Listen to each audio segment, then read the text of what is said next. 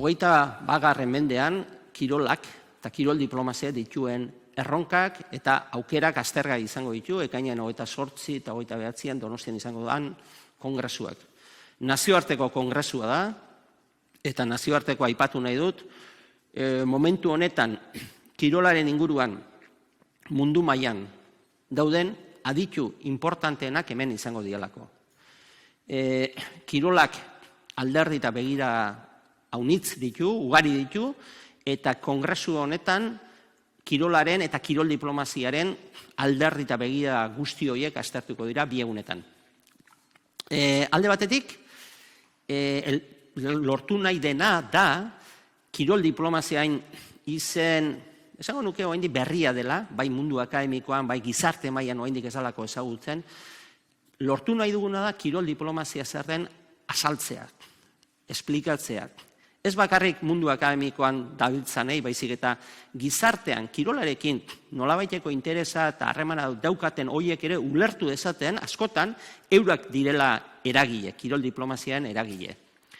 Momentu honetan, 21. mendean, ikusten dugu, izugarrizko gatazkat daudela munduan zehar, geopolitika mugitzen ari dela, eta kontestu horretan, kirolak izugarrizko eginkizuna dauka. Eta eginkizun, nik uste dut, erabaki horra.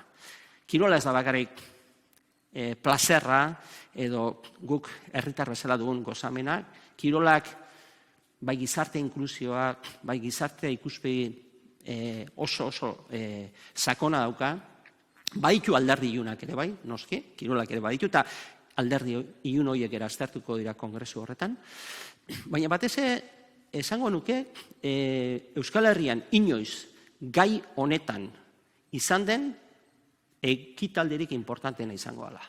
Eta alde horretatik gonbidatu nahiko nuke, aukera nik uste saieste zinalako, kirolaren inguruan, eta ez bakarrik kirolaren inguruan, nazioarteko harremanekin harremana daukatenak.